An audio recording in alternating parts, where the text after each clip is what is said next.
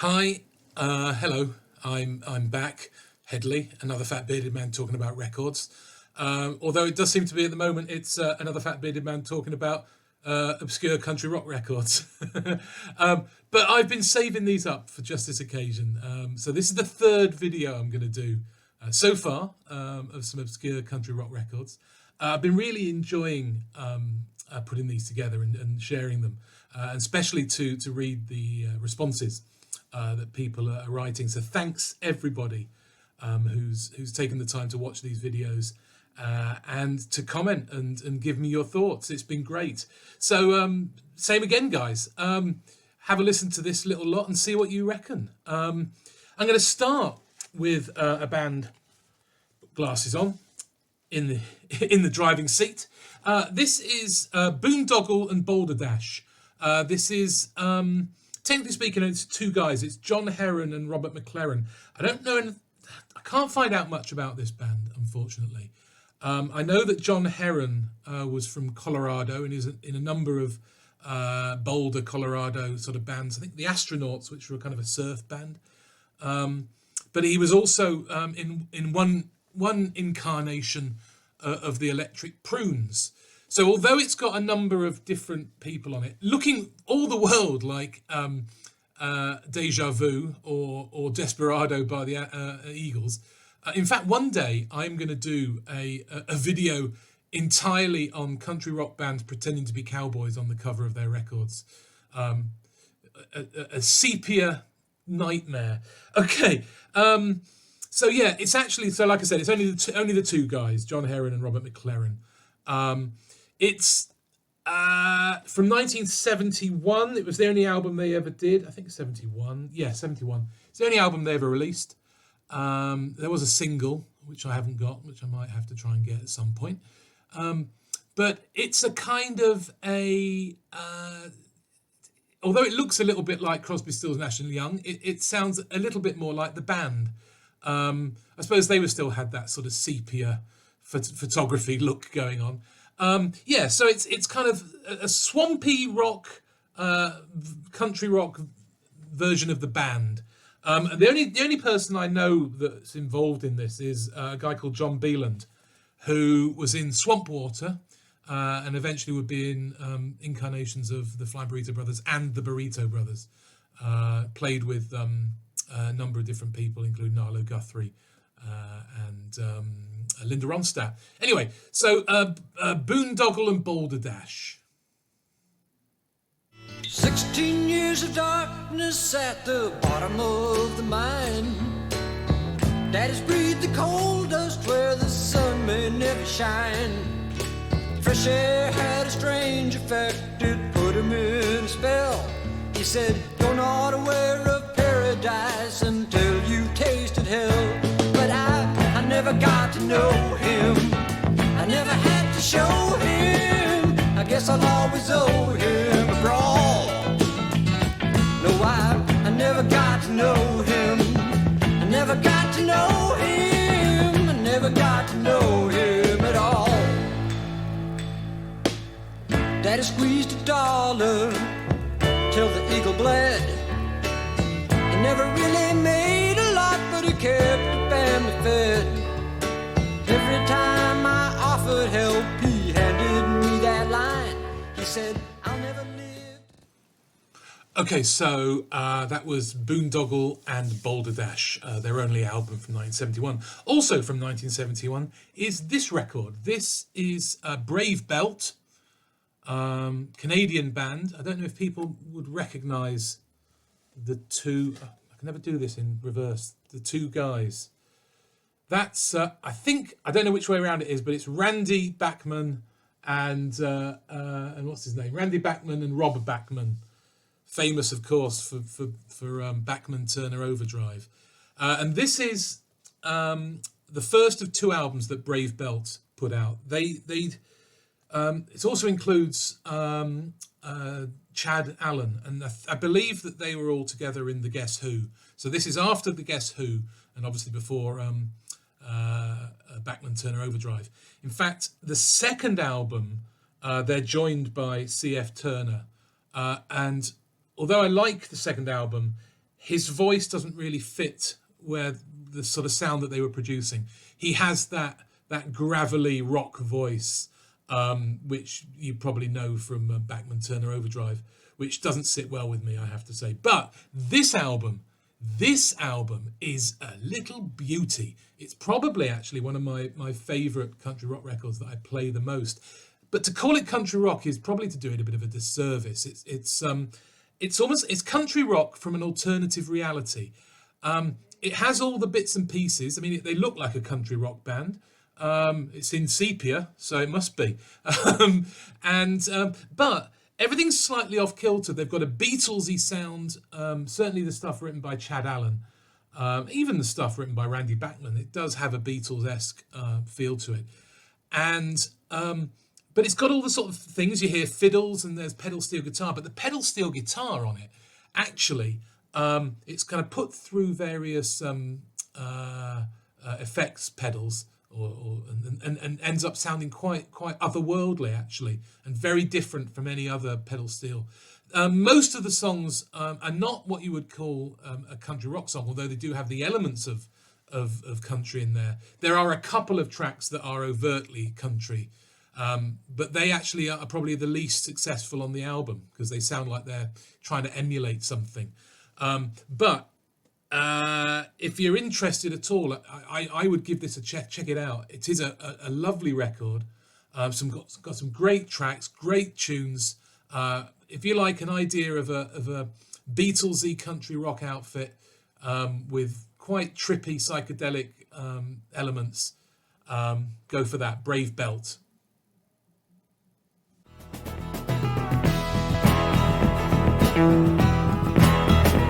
There's a place that I'm going to with only one regret. There's a girl that I'm leaving far behind. And if I find a bit of happiness where no one's found it yet, that's the only thing I'll ever hope to find. And I know that when I turn around, I'm sure to find her there. She's the only one who's waiting there for me. She's waiting there for me.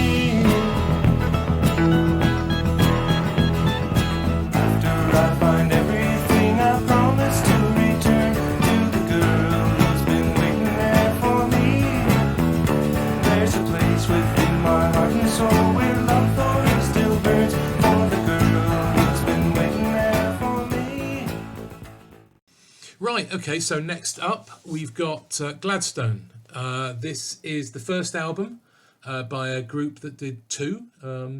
This is from 1972. I think it was originally recorded in 71, but it wasn't released until 72. It's basically the vehicle for two guys, Doug Rohn and H.L. Volker. I believe, I don't know anything apart from the title that says from Down Home, Tyler, Texas, USA. So I'm assuming they're from Down Home, Tyler, Texas, USA. And this is a lovely cover. I really like it. Sorry, it's in the light a bit, isn't it? Really nice blue on this. And then the cow picture is just superb.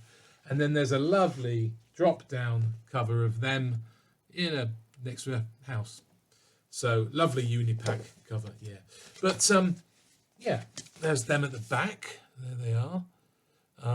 And this is not strictly speaking sort of the most countryest of country rock. It's got Crosby, Stills and Nash sort of harmony vocals. It's very rural. I mean, everything about it says rural, doesn't it? It's kind of rural, rootsy rock, really. Mixture of ballads and sort of more upbeat rocky numbers. It's got a guy called Ron Tutt playing drums on it, who he would play with, well, practically everyone, really. He's on Graham Parsons' albums. He's on Michael Naismith, Emmylou Harris, even Billy Joel. I think he toured a lot with Johnny Cash and maybe Neil Diamond as well. But yeah, really interesting album. Sounds good. The second one's just as good. And yeah, sort of laid back, blissed out vocals with a sort of a rural, rocky feel to it.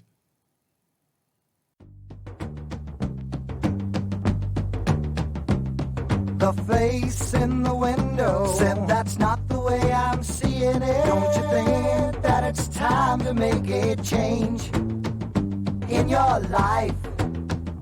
But I told him it was all a joke and settled down to have a smoke and have a talk with me about myself and the way things have gone.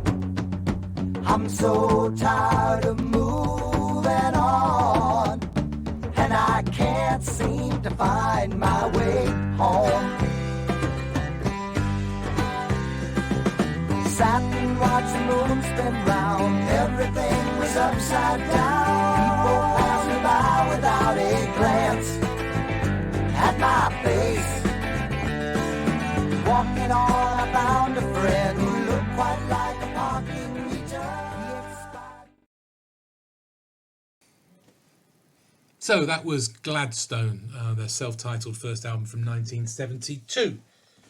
Okay, next up is an earlier album. This is from 1969. It's a band called Future, and it's called Down That Country Road. And there they are, going down that country road. It's three guys, as it says in here. I'll read it to you. It says, members of Future are all named Jim. They all grew up in Santa Monica, California, went to the same schools, romanced the same girls, and have been singing and playing together for almost 10 years. They are all only sons, all 22 years old, and are all as close as brothers. This album was put together over a period of 3 months in a small house on Flower Street in Venice. Future will probably be singing someplace around where you are soon. Go out and listen. You'll like the music, and everybody will probably smile a lot. Yeah, so 69, it's got its foot in obviously in the 60s, because it's from the 60s, but it has a sort of it doesn't sound like where country rock was going. It has a bit more of a sort of an influence of earlier 60s stuff, maybe the Loving Spoonful, their sort of country stuff. But it's got, there's a picture of them on the back. There they are, all of them called Jim. Now, I think you can tell actually from that picture, they're not long hairs, are they? They're longish hair, but they're still sort of quite neatly turned out.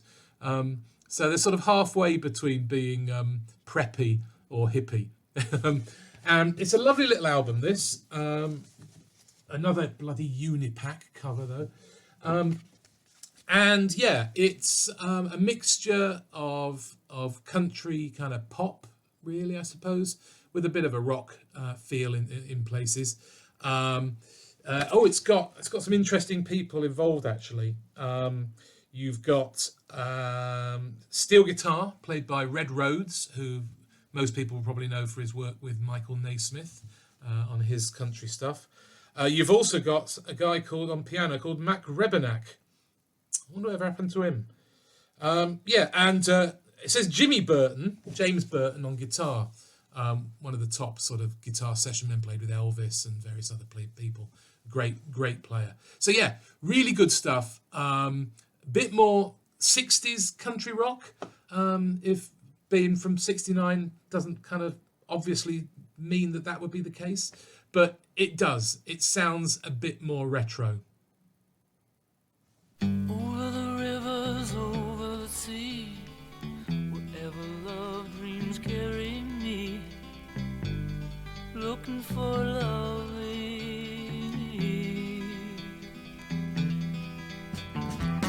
Some people laugh when they hear my name. Many people cry, feel the shame. One thing that I know for sure, we all better understand. Love, it comes by love and flows along from hand to hand. And it can move away the mountains, drive away your fear. Love must lead to somewhere. Where do we go from here? Okay, we've got to the final record. This is number 5. This is Timber, Part of What You Hear. This was released in 1970. And this is basically a vehicle for the two songwriters, Wayne Berry and George Clinton. not that George Clinton. And it has an interesting sort of feel to it because Wayne Berry has more of a sort of a country folky bent, whereas George Clinton is far more rocky, and he produces a kind of almost like a boogie sort of feel to the songs he produces or wrote. Because of that, it has a sort of elements of the sort of folk rock kind of stuff that maybe Buffalo Springfield were doing. I love the cover, which is this sort of it's a wood print, a woodcut print, and on the back you've got the matrix from which that it was printed, which is a really nice idea, and it makes the whole thing feel like a kind of a homemade kind of product, which the music kind of also has a sound. It that rural homemade kind of homespun kind of thing is what they're going for. It was produced or co-produced by Henry Louis, who was Joni Mitchell's producer at the time. They would do another album after this. They moved to Elektra. It's amazing they got a deal at Elektra, considering this sold next to bugger all. Maybe Elektra thought that they would make it big with them. Well, they didn't. Wayne Berry would later go on and have a solo career, not quite successful. He produced an album in 1974, which is great, which has got a real sort of Muscle Shoals feel to it. So check that one out. He went off into religious music, and I think he's in some sort of ministry in Nashville at the moment. So yeah, one of the things that I think sets this apart, and this has been the elephant in the room for all of the country rock records I've been showing over these 3 videos, and that is the non-appearance of women. Apart from obviously Emmylou Harris, Linda Ronstadt, maybe a few others here and there, country rock is a boys' club. And what I like about this is we actually have Judy Elliott, who you can see here. There's Judy Elliott, who has a lovely voice, and she brings something different to it. Very much like Emmylou Harris with Graham Parsons. It opened up a new sound, and that elevates this beyond some of the similar sort of records from the similar time. She sings some on her own, but then she does some lovely backing vocals as well. So anyway, this is Timber, part of What You Hear from 1970.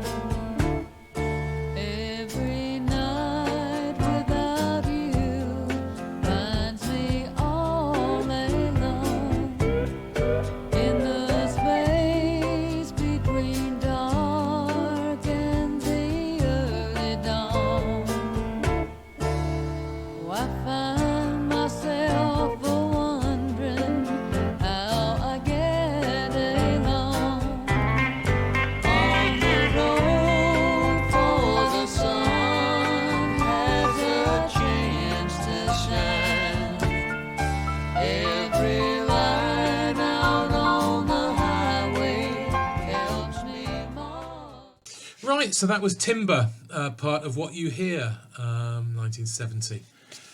Thank you very much for watching again, the 3rd video of Obscure Country Rock Records. Do you know what? I reckon I've got another 1 or 2 of these in me. Definitely. Let me know if you've liked any of this, any of the bands that sort of stuck out for you when you heard them. Anything that you might want to seek out. Also, anyone out there who wants to give me any tips for other country rock bands, I'd love to hear it. I'm always on the outlook to try and find them. So yeah, I'll be back with another one of these maybe next week. Until then, bye bye for now.